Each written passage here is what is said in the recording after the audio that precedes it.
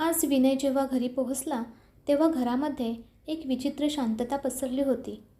घरामध्ये आल्यावर तो त्याच्या खोलीकडे वळला तर फोनवर बोलत असलेल्या त्याच्या पत्नीचे हसणे ऐकू आले. जन्मभर माझ्या आजूबाजूला पण फिरकणार नाही अशी व्यवस्था लावली आज तिची मी.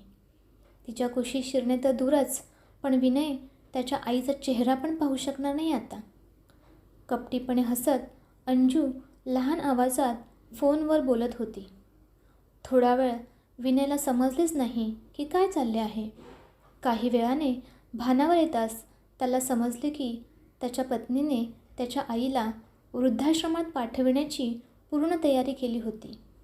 त्याने आपल्या पत्नीच्या सणसणीत 2 कानाखाली लावून दिल्या आणि त्याने मनातच ठरवले, काही पण हो, पण आईला वृद्धाश्रमात जाऊ देणार नाही. तो आईच्या खोलीकडे गेला. तिथे त्याची आई तिच्या कपड्यांची बॅग भरत होती. त्याने हात जोडले, खूप विनवणी केली, खूप रडला, परंतु त्याच्या आईने ऐकले नाही. त्याच्या आईचा स्वभाव वेगळा होता. ती स्वाभिमानी होते. लाचार होऊन राहणे तिला मान्य नव्हते. त्याची आई तिचा आत्मसन्मान जपत वृद्धाश्रमात राहायला निघून गेली. विनयला त्याच्या आईची खूप आठवण येत होती. तो आईच्या खोलीमध्ये जाऊन उदास मनाने बसत असे. एके दिवशी उशीच्या खाली त्याला एक चिठ्ठी सापडली. विनयने ती उत्सुकतेने उघडली आणि वाचू लागला. मनुष्य स्वतःला परिवाररूपी माळेमध्ये का बरे बांधून घेतो? कारण घरातील प्रत्येक सदस्य एकमेकांच्या सुखदुःखात सामील होऊ शकेल. परंतु जेव्हा वेळ बदलते आणि विचारांमध्ये परिवर्तन होते तेव्हा परिवाररूपी माळा तुटू लागते. अशावेळी एका मोत्याप्रमाणे त्यामध्ये लटकत राहण्यापेक्षा त्यातून बाहेर पडणेच योग्य आहे.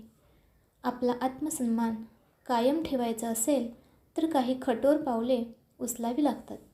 मला माहीत आहे विनय, यावेळी तुला खूप वाईट वाटत आहे, परंतु तुझे घर वाचविण्याचा माझ्याकडे हा एकमेव मार्ग होता. तुम्ही सगळ्यांनी काळजी घ्या. तुझीच आई. आणि पाठीमागे वृद्धाश्रमाचा पत्ता होता. विनय 10 वर्षाचा होता. त्यावेळी त्याच्या वडिलांचा अपघात झाला होता. तेव्हापासून ते व्हीलचेअरवर होते. त्यावेळेपासून घरची सगळी जबाबदारी त्याच्या आईने सांभाळली होती. 2 मुलांचे शिक्षण, वडिलांचा दवाखाना, मुलांना नवऱ्याला काही हवं नको ते पाहणे, हेच तिचे जग होते. विनयला जेव्हा पहिल्यांदा नोकरी लागली तेव्हा त्याची आई किती खुश होती. जणू काही तिला सर्व काही मिळाले आहे. 5 वर्षापूर्वी विनयचे लग्न झाले तेव्हा त्याला खूप चांगली स्थळं येत होती. चांगला हुंडा देखील मिळाला असता. परंतु त्याच्या आईचे म्हणणे होते की गरीब घराण्यातील मुलगी असेल तर ती घर संसार चांगला सांभाळेल, घरातील सगळ्यांना सांभाळून घेईल. म्हणून तिने अंजूच्या घरच्यांकडून 1 रुपयाही न घेता त्या दोघांचे लग्न लावून दिले. तिने अंजूवरही मुलीप्रमाणेच माया केली. विनय जेव्हा पण तिच्या चुका काढायचा तेव्हा ती नेहमी म्हणायची, तुझ्या ताईला तरी कुठे सवय होती सगळं नीट सांभाळायची, पण ती आता कशी छान सगळं सांभाळते. अंजूला पण हळूहळू सवय होईल, अशी बोलून तिची नेहमी पाठराखण करायची. वर्षभरातच विनयला मुलगी झाली. त्यावेळी तिने पूर्ण 3 महिने सुनेला काहीही काम करू दिले नाही. नातेवाईक बोलू पण लागले होते की सुनेला डोक्यावर चढवून घेऊ नकोस, परंतु आई म्हणत असे, एकत्र कुटुंब असून मग काय फायदा? एकमेकांच्या अडीअडचणीमध्ये मदत करण्यासाठीच तर एकत्र कुटुंब असते. मुलीचे नाव ओवी ठेवले होते. तिची आजी तिला लाडाने छकुली बोलत असे. अख्खा दिवस तिच्या मागे जात असे. त्याचे वडील देखील त्यांच्या सुनेची तारीफ करत असत. परंतु अचानक त्याचे वडील सर्वांना सोडून गेले आणि घरचे चित्रच पालटले. एरवी उत्साहाने सगळं करणारी आई उदास राहू लागली. परंतु विनय तिची जास्त काळजी घेऊ लागला. त्याची बहीणही अधूनमधून आईला भेटायला येऊ लागली. विनय ओवीला आईसोबतच झोपायला पाठवू लागला. ओवीची सर्व जबाबदारी त्याने आईकडेच दिली. त्यामुळे हळूहळू त्याची आई तिच्यामध्ये गुंतून गेली. हळूहळू वातावरण बदलू लागले.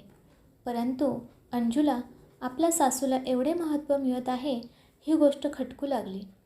अंजूला वाटू लागले की या घरातले तिचे महत्त्व कमी होऊ लागले आहे.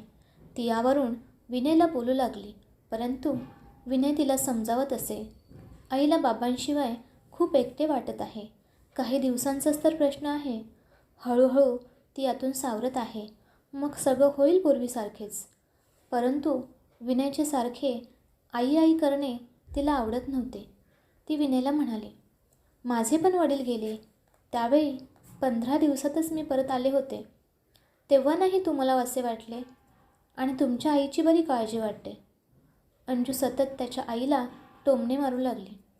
एके संध्याकाळी असेच बोलता बोलता विनय आणि अंजूमध्ये घरातील खर्चावरून भांडण लागले. ती विनयला बोलू लागली, तुमच्या आईचा औषध पाण्याचा एवढा खर्च आहे, त्यामुळे मला स्वतःची हौसमौस पण करता येत नाही. सतत आपले मन मारून जगावे लागते. मला नोकरी करायची आहे. त्याच्या आईने अंजूला समजावले की तुला नोकरी करायची आहे ना, मग कर. ओवी आणि घर मी सांभाळेल. अंजू नोकरीलाही जाऊ लागली. त्याची आई तिला सगळ्या घरकामामध्ये मदत करत असे आणि ओवीचीही काळजी घेत असे. तरी देखील अंजूच्या वागण्यामध्ये काहीच बदल झाला नाही. एके दिवशी विनय कामावरून आल्यावर विनय आईच्या खोलीत गेला. त्याने आईच्या हातात एक लिफाफा दिला आणि म्हणाला, आई, हे 5 लाख रुपये आहेत. ते तुझ्याकडेच ठेव. बाबांनी पॉलिसी काढली होती, त्याचे पैसे आहेत हे. तुला कधीही कामाला येतील. नको रे बाळा, मला म्हातारीला काय पैशाची गरज. ते तुझ्याकडेच राहू दे. घर खर्चाला उपयोगी येतील. परंतु विनयने ऐकले नाही आणि ते सगळे पैसे आईच्या नावावर बँकेत ठेवण्याचे ठरविले. त्यांच्यातील हे बोलणे अंजू दारामागून ऐकत होती. ती विनयला म्हणाली, आयती लक्ष्मी चालून आली होती, ती का नाकारलात? तुमच्या आईला काही खायला लागत नाही का? विनय चिडला. त्याने अंजूला गप्प केले. अंजूला देखील खूप राग आला होता. असे एक ना अनेक प्रसंग आठवून विनयला खूप रडायला येत होते. दुसऱ्या दिवशी तो सकाळी लवकर उठला आणि आईला भेटायला वृद्धाश्रमात निघाला. अंजू मागून आवाज देत होती, कुठे चालला आहात? त्याने तिच्याकडे न पाहताच उत्तर दिले, आईला भेटायला चाललोय. आणि तो थेट रेल्वे स्टेशनकडे निघाला. 2 तासांच्या प्रवासानंतर तो वृद्धाश्रमात पोहोचला. आईला समोर बघून त्याचे डोळे भरून आले. आईलाही भरून आले होते, परंतु तिने तिच्या भावना आतल्या आत दाबून ठेवल्या होत्या. चेहऱ्यावर उसने हसू आणून ती विनयला विचारू लागली, ओवी कशी आहे? अंजू कशी आहे? तू तिला नोकरीला जाण्यास मनाई तर केली नाहीस ना? तिथली व्यवस्था पाहून मात्र विनयला बरे वाटले. तिथे त्याच्या आईला जेवण औषध वेळेवर मिळत असावे असा त्याला विश्वास वाटला. तो आईच्या कुशीत शिरून लहान मुलाप्रमाणे रडू लागला. विनयला स्वतःचीच खूप लाज वाटत होती. त्याच्या भ्याडपणामुळे त्याच्या आईला वृद्धाश्रमात राहावे लागत होते याचा त्याला खूप राग येत होता. त्याने आईला घरी चलण्याची विनंती केली, परंतु त्याच्या आईने ऐकले नाही. आईने त्याला खूप समजावले.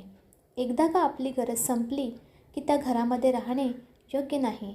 त्यामुळे घरात सतत कलहच होणार. त्यापेक्षा मी इथे आनंदात आहे. तुझा संसार सुखी व्हावा एवढीच माझी इच्छा आहे. आईने विनयच्या डोक्याला छान तेल लावून दिले आणि मालिश करून दिली. विनयला थोडे बरे वाटले.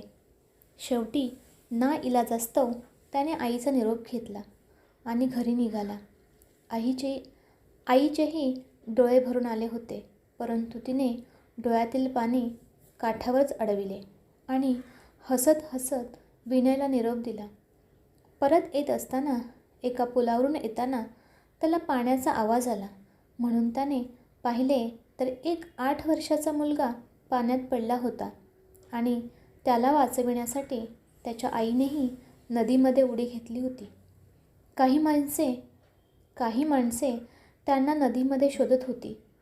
थोड्या वेळातच मुलगा मिळाला, पण आई मात्र मिळाली नाही. बहुतेक तिला पोहायला येत नसावे.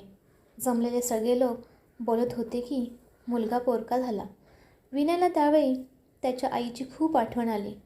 त्याला वाटले, माझी आई या जागी असती तर ती देखील अशीच वागली असती. मला वाचविण्यासाठी तिने तिच्या जीवाची पर्वा केली नसती. जड अंतकरणाने विनय घरी गेला. त्याला रात्रभर झोपच लागली नाही. 4 दिवसांनी तो पुन्हा आईला भेटायला वृद्धाश्रमात गेला. समोरचे दृश्य पाहून तो अचंबित झाला. त्याची पत्नी अंजू त्याच्या आईचे पाय धरून रडत होती. तिला समजले होते, घरातील आईला दुःख देऊन ती केव्हा सुखी होऊ शकत नाही. आईच्या घरी नसण्याने सारे घर उदास झाले होते. कोणीही कोणाशी बोलत नव्हते. ओवीही आजीची सतत आठवण करत होती. तिचे जेवणही कमी झाले होते. अंजूला समजले होते, तिचा संसार विनयच्या आईशिवाय अपूर्ण होता. म्हणूनच ती वृद्धाश्रमात विनयच्या आईला न्यायला आली होती. ती आईला म्हणत होती, मी तुमची अपराधी आहे, मला माफ करा. आईने अंजूला मिठी मारली. विनय लांबूनच हे पाहत होता. त्याच्या डोळ्यातील पाणी थांबत नव्हते. विनयने अंजूला आईचे कपडे भरायला सांगितले. तिथे जमलेल्या सर्व वृद्धांच्या डोळ्यात आनंदाश्रू आले. सगळ्यांनी टाळ्यांचा कडकडाट केला. दोघेही आईला घेऊन घरी आले. मंडळी, ही गोष्ट तुम्हाला कशी वाटली ते कमेंट करून नक्की सांगा. आणि जर हा व्हिडिओ तुम्हाला आवडला असेल तर व्हिडिओला लाईक करा, शेअर करा आणि सबस्क्राईब करायला विसरू नका. धन्यवाद.